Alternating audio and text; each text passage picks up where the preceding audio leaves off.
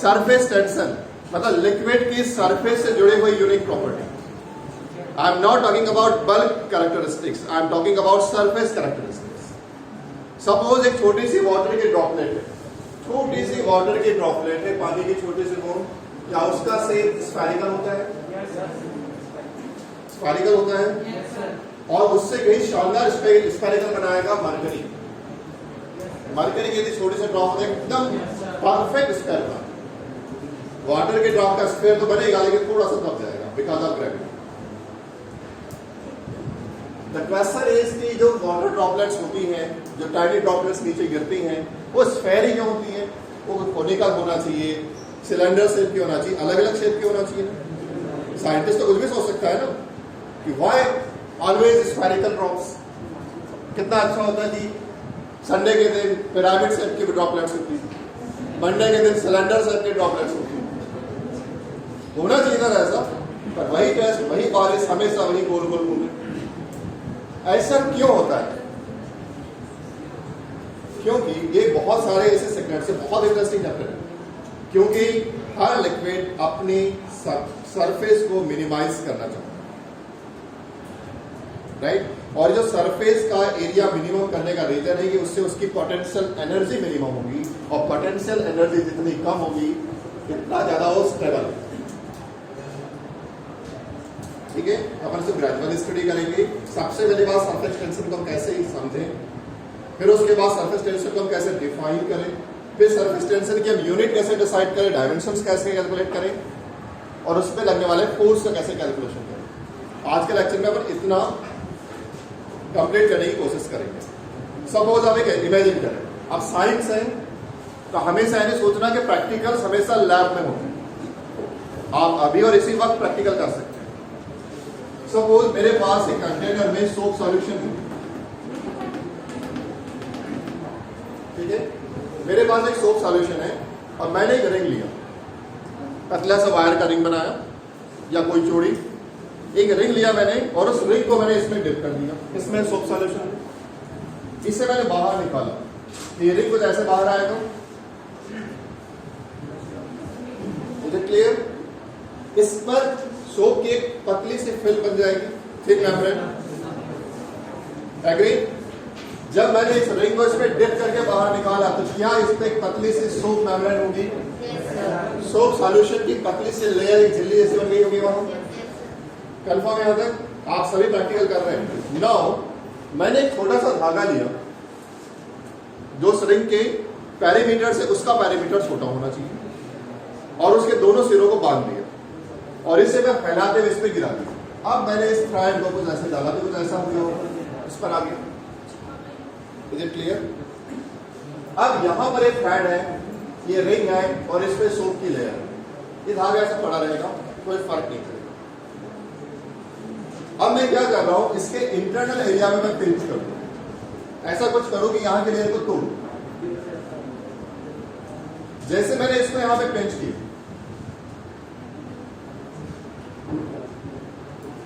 अभी नॉर्मल था, यहां भी लेयर थी, मेम्ब्रेन थी, यहां भी थी। जैसे मैंने पिंच किया, ये जो थ्रेड है ना, परफेक्ट सर्कल बन गया।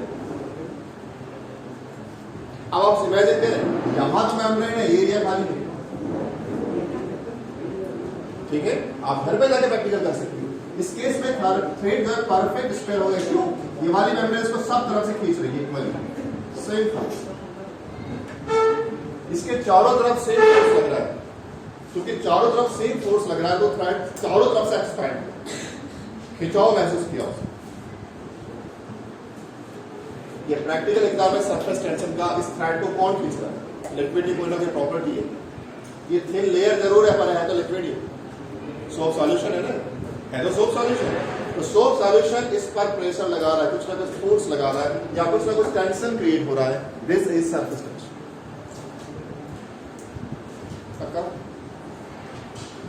तो ये एकदम प्रैक्टिकल एग्जाम्पल है, आप लोग घर पे भी कर सकते हैं।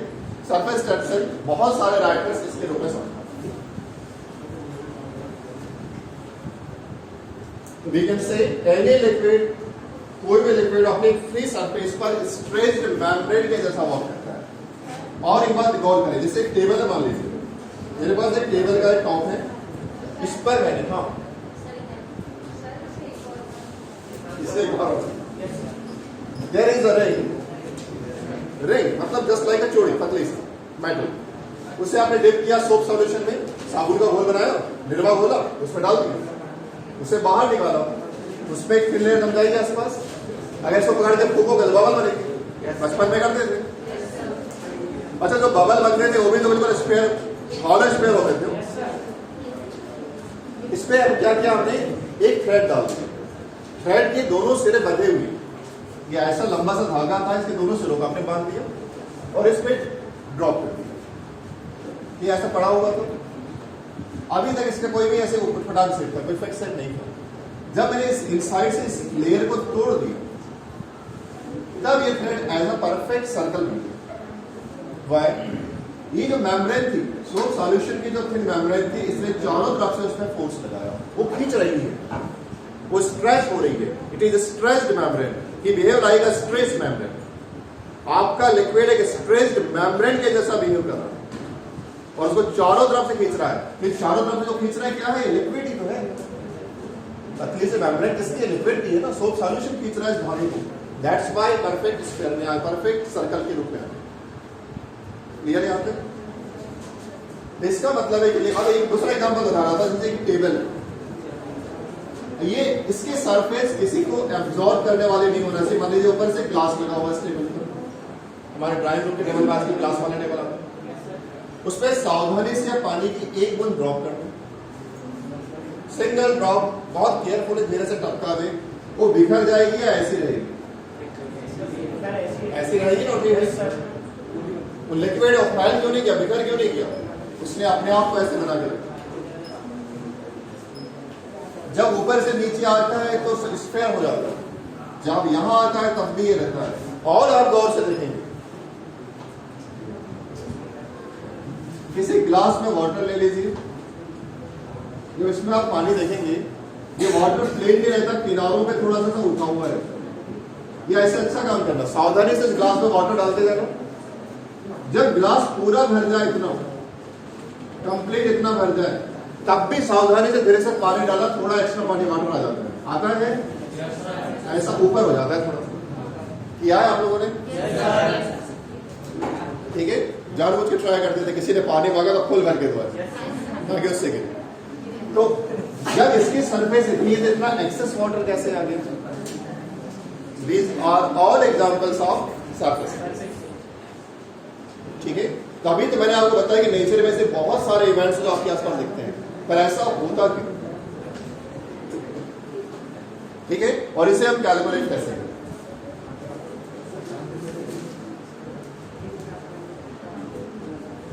अच्छा, सबस्टेंस है तो उसके मॉलिक्यूल्स के बीच में अब अपन लेते हैं कि ये सरफेस टेंशन लग क्यों ना।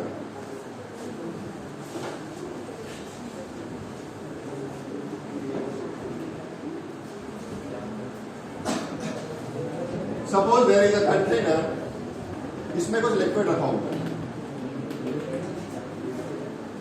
सबस्ट्रेट से मतलब इसमें मॉलिक्यूल्स होंगे, मॉलिक्यूल्स के बीच में फोर्स ऑफ अट्रैक्शन होगा, फोर्स ऑफ अट्रैक्शन इसलिए तो लिक्विड है, आपस में खिंचाव इसे बांध के रखा है, इसलिए उसका वॉल्यूम फिक्स है। अगर एक ही सबस्टेंस के दो मॉलिक्यूल्स के बीच, ये आंसर मैं आपसे चाहूंगा क्योंकि आप पढ़ के आए हैं, एक ही सबस्टेंस के दो मॉलिक्यूल्स के बीच लगने वाला फोर्स ऑफ अट्रैक्शन क्या कहलाता है?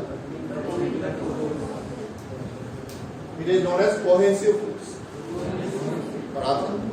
कोहेसिव फोर्स, सेम सब्सटेंस के मॉलिक्यूल के बीच लगने वाला फोर्स क्या कहलाता है? Cohesive force. लेकिन मैंने यहाँ पे पानी लिया ग्लास में और बोर्ड पे ऐसा डाला, क्या पूरा पानी नीचे आ जाएगा, कुछ चिपक जाएगा? यहाँ पानी क्यों रहा? इसका मतलब है वाटर के मॉलिक्यूल्स को बोर्ड के मॉलिक्यूल्स ने खींचा, इसलिए वाटर पूरा बाहर नीचे नहीं आ गया। मतलब कि दो अलग अलग सब्सटेंस के मॉलिक्यूल्स के बीच लगने वाला force adhesive force, same substance के मॉलिक्यूल्स के बीच लगने वाला फोर्स कोहेसिव फोर्स, और डिफरेंट सब्सटेंस के मॉलिक्यूल के बीच लगने वाला फोर्स एडहेसिव फोर्स। एडहेसिव, ठीक है। आई थिंक ये आपने 8th 7th 9th ऐसे कुछ पढ़ा होगा। कभी ना कभी किया होगा, ये बहुत कॉमन है। इसका इससे रिलेशन नहीं है लेकिन पता होगा। तो दो प्रकार के फोर्स है, कोहेसिव और adhesive. I am talking about cohesive force. एक ही सब्सटेंस के अलग अलग मॉलिक्यूल्स के बीच में जो फोर्स लग रहा है, इट इज एडेसिव फोर्स। मैं यहाँ पे दो मॉलिक्यूल्स इमेजिन कर रहा हूँ, मेरे साथ आप भी करें। एक मॉलिक्यूल मान लीजिए यहाँ पर है, सपोज मॉलिक्यूल बी, और यहाँ पर एक मॉलिक्यूल है सरफेस पे, मॉलिक्यूल ए। इस मॉलिक्यूल के चारों तरफ मॉलिक्यूल्स हैं उसी सब्सटेंस के जो उसे अट्रैक्ट कर रहे होंगे।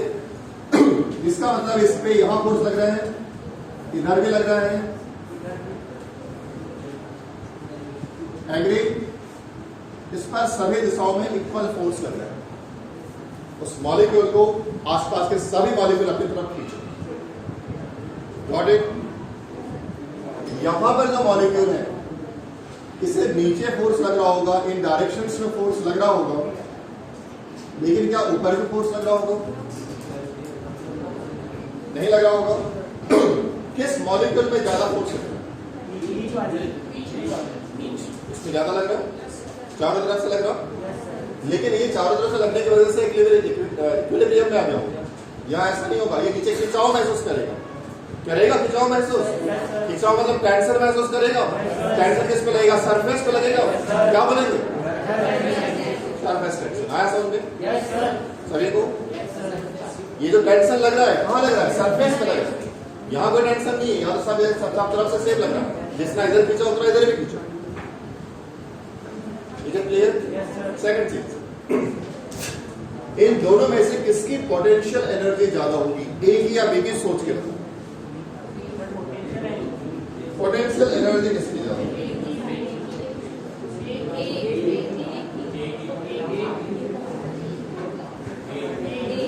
ए की पोटेंशियल एनर्जी ज्यादा होगी। व्हाई?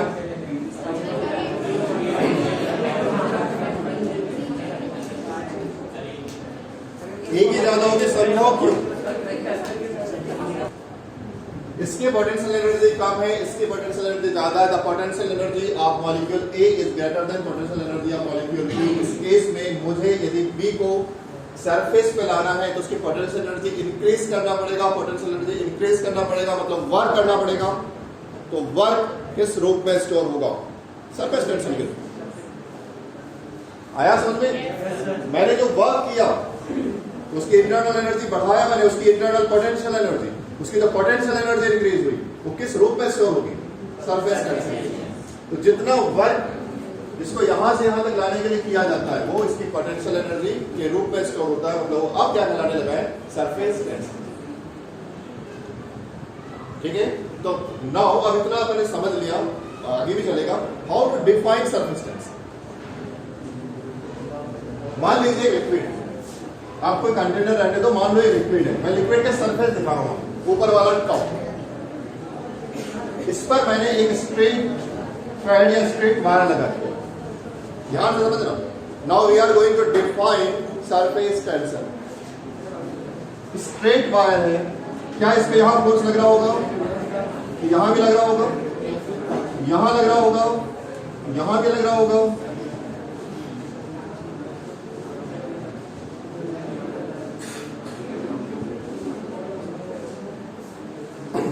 तो मैं इस टेंशन को, इसमें जो टेंशन लग रहा है, इसमें जो खिंचाव महसूस हो रहा है दोनों साइड से, ध्यान रखना।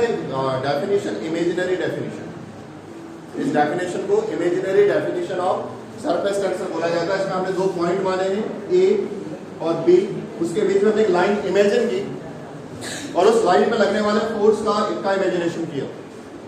इस केस में यहां जितना फोर्स लग रहा है था कैलकुलेशन कैसे करें?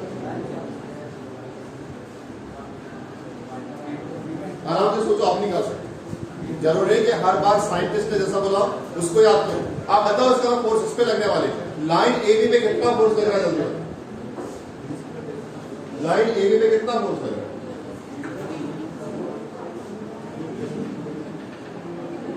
जल्दी।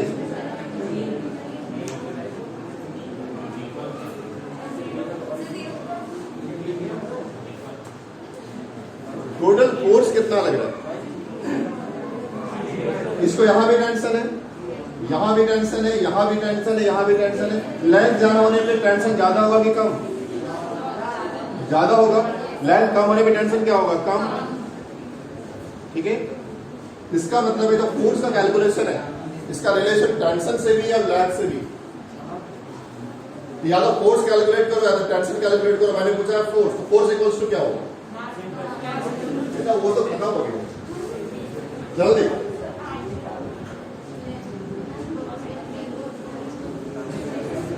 फोर्स यहां पे जितना टेंशन लग रहा है टी और इसकी लेंथ, यदि मैं लेंथ बड़ा कर दूं तो फोर्स ज्यादा, टेंशन ज्यादा होगा। लेंथ छोटी करूंगा तो टेंशन कम होगा। या इसको ऐसे भी लिख सकते हो, टेंशन बराबर क्या होगा? Force upon L. Force upon L. अगर मुझे ये टेंशन है, सरफेस टेंशन, सरफेस टेंशन को डिफाइन करना है तो फोर्स अपॉन एल। अगर इस एल को मैं यूनिट लेंथ कर दूं, 1 यूनिट मान लो, तो टी किसके इक्वल हो जाएगा? मतलब यूनिट लेंथ पे लगने वाला फोर्स जो कौन लगाएगा? लिक्विड लगाएगा। क्या कहलाएगा? Surface tension. किसी पर्टिकुलर यूनिट लेंथ पे लगने वाला फोर्स सरफेस टेंशन कहलाएगा। लेकिन ये फोर्स कहां लगेगा? लिक्विड के सरफेस। नोट्स आ चुकी है, घर में आराम से पढ़ना सारे डेफिनेशन। नोट्स आ चुके हैं सरफेस टेंशन के A to Z। ये चीज क्लियर हुई सबको? इट मींस इसके यूनिट बताओ फिर। चलो हमने कैलकुलेट कर लिया कि tension, surface tension equals to force upon length. तो what will be the unit of surface tension? Force unit क्या होगी? न्यूटन। लेंथ क्या होगी? न्यूटन पर न्यूटन पर मीटर। कौन सी यूनिट होगी? तो सीजीएस यूनिट बताओ। फोर्स की सीजीएस यूनिट क्या है? फोर्स की सीजीएस यूनिट क्या है? डाइन पर सेंटीमीटर। Very good. डाइन पर सेंटीमीटर। क्लियर हो रहा? 1 सेंटीमीटर पर यदि 1 डाइन फोर्स लगता है तो वो कहलाएगा यूनिट ऑफ सरफेस। अब मुझे बताओ, इन दोनों को रिलेट करो। 1 न्यूटन मीटर में कितने डाइन सेंटीमीटर होंगे? कैलकुलेट करके दीजिए अभी आप तुरंत। 1 न्यूटन मीटर में, मतलब इन दोनों को रिलेट करो, न्यूटन मीटर और डाइन सेंटीमीटर को, क्योंकि कन्वर्जन आना चाहिए न्यूमेरिकल में। अगर डाटा दिया है डाइन सेंटीमीटर में तो न्यूटन मीटर में कन्वर्ट करते आना चाहिए। न्यूटन मीटर में दिया तो डाइन सेंटीमीटर में आना चाहिए। तो इन दोनों को रिलेट तो कर दो। 1 न्यूटन मीटर में कितने डाइन सेंटीमीटर होंगे?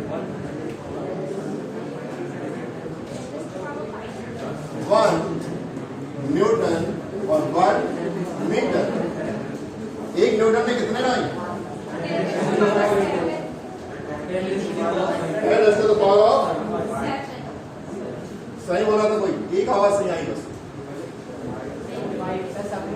बेटा इतना तो बनना चाहिए कि 1 न्यूटन में डाइन कितने हैं? Very good. 10 to the power of 5। और 1 मीटर में कितने सेंटीमीटर? 100 सेंटीमीटर। राइट? इसका मतलब है 1 newton 1 metre equals to 1 2 3 4 5 upon कितना हो जाएगा? 1000 डाइन पर। ये कन्वर्जन करते बनना चाहिए। 1 न्यूटन पर मीटर इक्वल्स टू 1000 डाइन पर सेंटीमीटर। नोट कर लो, हर चीज नोट्स की जरूरत नहीं है। A to Z नहीं आएगा, समझने के लिए जितना लगता है काम का नोट करो।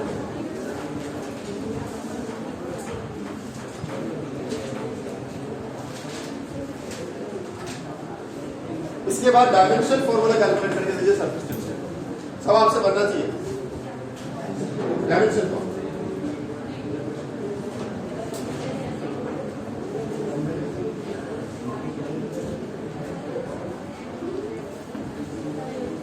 Dimension formula of surface tension जल्दी कैलकुलेट करो। सिंपल है भाई।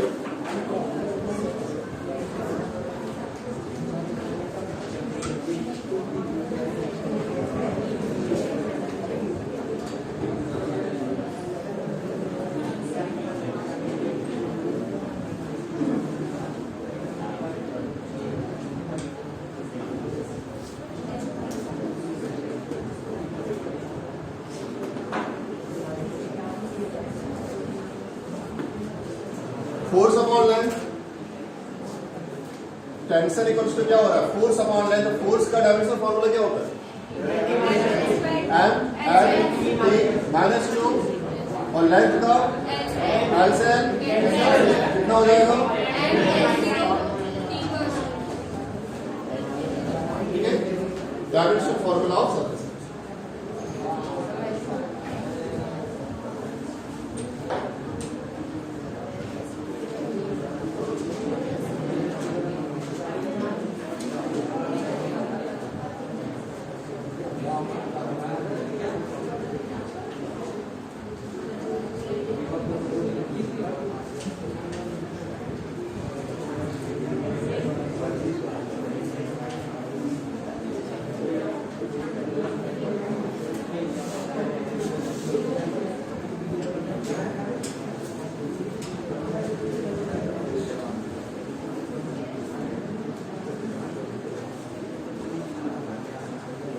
तो आई थिंक आप कॉन्सेप्ट, यूनिट और डायमेंशनल फॉर्मूला में क्लास में डाउट नहीं होना चाहिए, सभी को क्लियर यहाँ पे।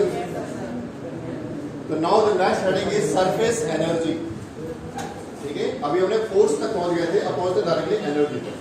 Next heading is surface energy. Surface energy,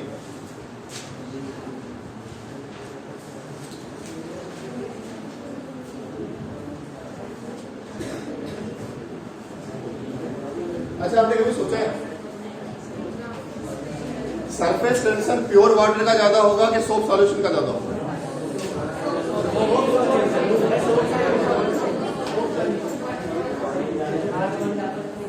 surface tension water का ज्यादा होगा या सोप सॉल्यूशन?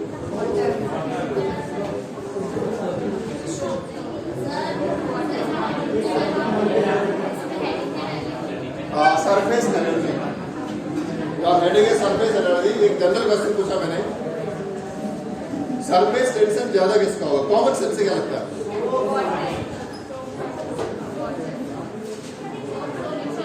वाटर का सरफेस टेंशन होता है 0.07 न्यूटन मीटर,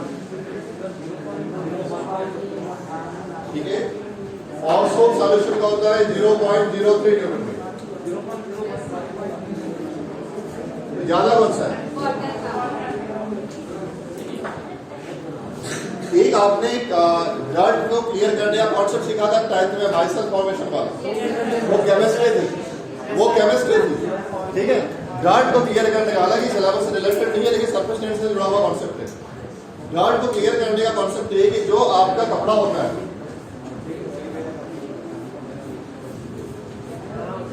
इसको हमने जूम करके दिखाया, इसमें थ्रेड्स हैं और बीच में होल्स होंगे, पोर्स होंगे, तब तक कपड़े से पानी निकल जाता है, पोर्स होंगे।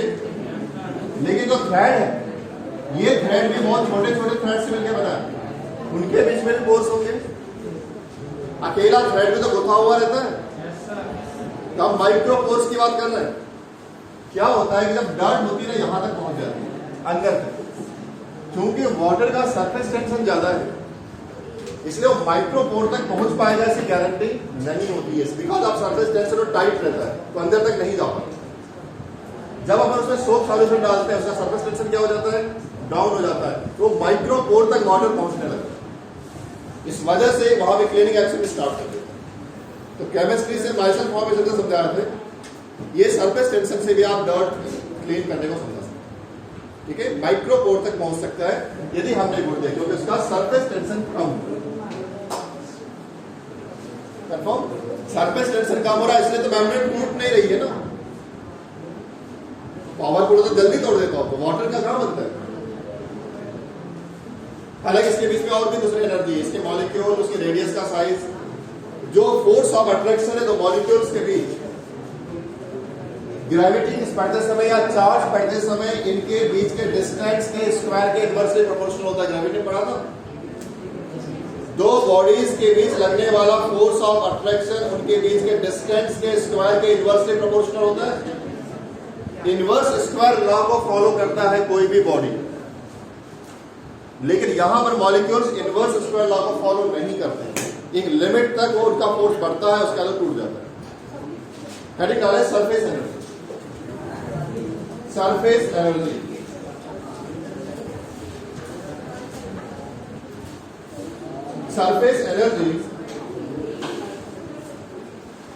is a cause of surface tension. Surface energy is cause of surface tension.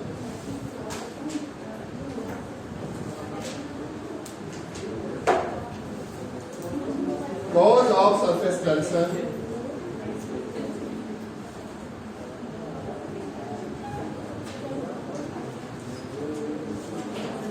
consider following diagram.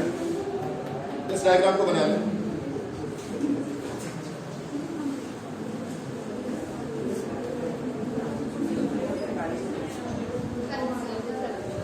Consider following diagram.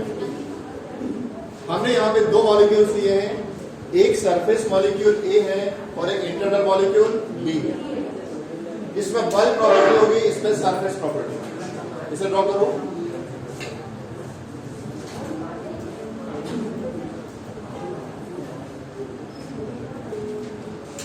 The potential energy of molecule A, the potential energy of molecule A will be more,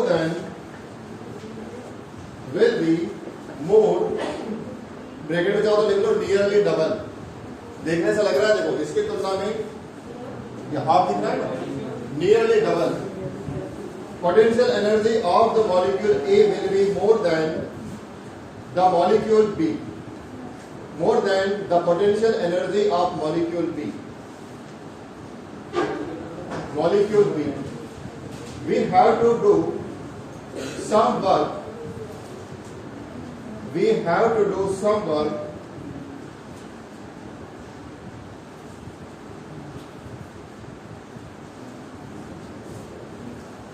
to place internal molecule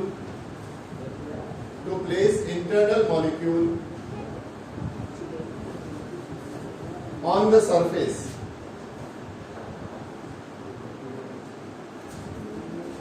The work done is stored. The work done is stored. The work done is stored in the form of potential energy. The work done is stored in the form of potential energy. Next line से double boat में. The potential energy is stored in per unit area. The potential energy is stored. The potential energy is stored in per unit area of free surface. Per unit area of free surface is called surface energy. The potential energy is stored in per unit area of free surface is called surface energy. Is called surface energy of free surface. Is called surface energy of free surface. Free surface. Next line से note करके लिखते हैं. Greater surface area of liquid. Greater surface area of liquid. Greater surface area of liquid. More is the number of molecules. Greater surface area of liquid. Comma करके. More is the number of molecules. More is the number of molecules on its surface. Number of molecules on its surface. So, more is its potential energy. So, more is its potential energy.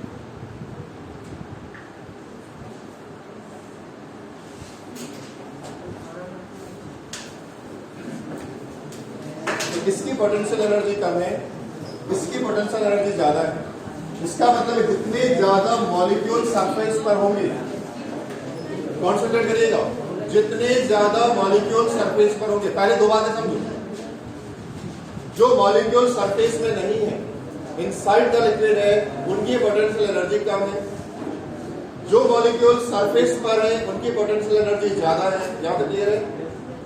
जितने ज्यादा molecule surface पर होंगे मतलब उतनी ज्यादा potential energy होगी, जबकि stability के लिए, इक्विलिब्रियम के लिए पोटेंशियल एनर्जी का कम से कम होना ज्यादा जरूरी है। आप मुझे बताएं, अभी ये ज्यादा स्टेबल है या मैं इसको जमीन पर रख दूं ज्यादा स्टेबल है? वाई? पोटेंशियल एनर्जी कम है।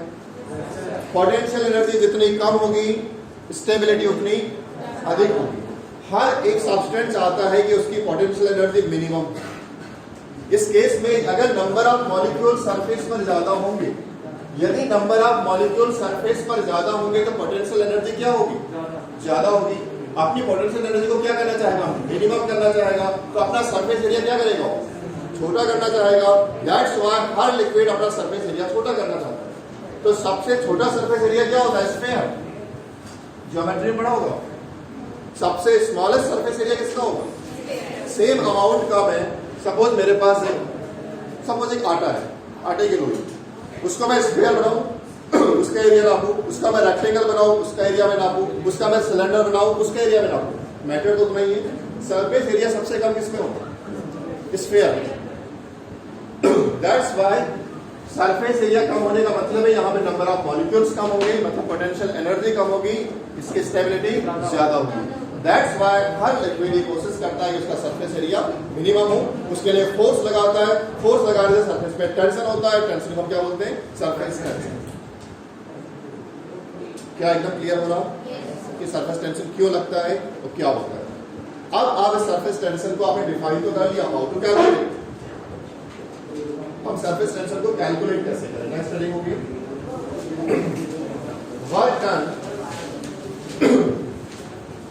work done to increase the surface area. Work done to increase the surface area. Work done to increase the surface area of any liquid. Of any liquid.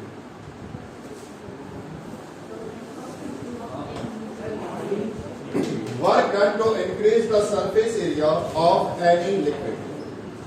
मान लीजिए मेरे पास एक rectangular shape था wire,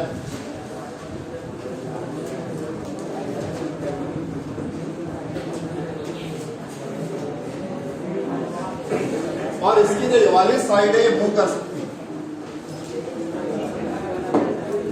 नाम उनके notes वाले दे देते हैं, A B C D. Concentrate करना। ये वायर ऐसा है कि ये वाली साइड मूव कर सकती है, सरक सकती है। Is it clear? अब इस फ्रेम को मैंने किसी सोप सॉल्यूशन में डिप कर दिया और मैंने बाहर निकाला, तो क्या इस पर लिक्विड की पतली सी फिल्म जम जाएगी? Yes sir. It is known as thin membrane of particular liquid या thin membrane of soap solution. इस केस में क्या, क्योंकि ये तीनों तो रिजिड एफेक्ट्स है, ये मूव कर सकता है, क्या इस पे फोर्स लगेगा? Yes sir. अंदर की तरफ? Yes sir. जो इस वायर को अंदर की तरफ खींचेगा या एक फोर्स लगेगा। अगर मैं चाहता हूं कि ये वायर अंदर की तरफ ना जाए तो मैं उतना ही फोर्स बाहर लगा दूं, सेम उसी मैग्नीट्यूड का डायरेक्शन अपोजिट। तो उस केस में ये जहां तक वहां रुक जाएगा। समझ में आ रहा सबको? तो जितना फोर्स, ये फोर्स किसने लगाया? लिक्विड ने लगाया, सरफेस ने लगाया, ये सरफेस टेंशन। ये फोर्स हमने लगाया। यदि हमने लगने वाले फोर्स को कैलकुलेट कर लिया तो क्या हम फोर्स कैलकुलेट कर सकते हैं? ठीक है। लेकिन यहां पे आपका टॉपिक था आपको वर्क डन कैलकुलेट करना। तो वर्क की डेफिनेशन क्या है? Force into displacement. Work done force calculate कर सकते हो। अब वही बात वर्क डन, तो वर्क इक्वल्स टू क्या होता है? Force into displacement. अब मैं क्या करूं, इसे यहां से थोड़ा सा खींचू, बाहर की तरफ खींचू। मैंने इस वायर को यहां तक लेकर आ गया। ये जो डिस्प्लेसमेंट है मान लीजिए यहां तक, ये है x, इट इज x। इसका आप कोई भी नाम देते हैं, रेडियस रेडियस, ठीक है, आपने उसको मूव कर लिया। तो इस केस में पहले आप टेंशन कैलकुलेट करके दिखा सकते हैं। टी टी इक्वल्स टू क्या निकाला था, अभी निकाला था, T equals to F by L. तो फोर्स इक्वल्स टू क्या होगा, क्या हो जाएगा, F into A into L. अब यहां आप समझ जाओ, थोड़ा सा कॉन्सेंट्रेट करना। ये हमने डेफिनेशन निकाले थे, F equals to T into L. यहां पर ये जो आपका लिक्विड की सरफेस है, वन सरफेस है या टू सरफेस है बेटा, एक बाहर साइड रिंग, ये रिंग है ना, एक सरफेस इस साइड में होगी और एक सरफेस उस साइड में होगी। कितने सरफेस होगी, दो सरफेस। इस केस में यहाँ पे जो लेंथ हम कैलकुलेट करोगे, एल होगी या 2l होगी, लेंथ 2l क्यों ले रहे समझना, बोलेंगे सर पिछली बार आपने l लिया था, इसमें 2l क्यों आ गया, समझ में आ रहा क्यों आ रहा। इस बार लेंथ इस साइड के सरफेस के लिए l, इस साइड के सरफेस के लिए भी l, दैट्स व्हाई कितना हो गया, कंफर्म। क्योंकि यहां पर अगर मैं इसको हॉरिजॉन्टली रखूं तो अपर लेयर भी होगी और डाउन लेयर, तो दो लेयर से, दैट्स व्हाई हमने लेंथ को डबल लिया। ये तो रहा फोर्स का कैलकुलेशन। अब रही बात वर्क का, तो आपने बोला W इक्वल्स टू क्या होता है, फोर्स इनटू डिस्प्लेसमेंट। तो फोर्स इनटू डिस्प्लेसमेंट कितना हो रहा है, देखो x कंफर्म। लेकिन फोर्स की वैल्यू तो आप निकाल चुके हैं, क्या हो जाएगा, W equals to A into 2LX।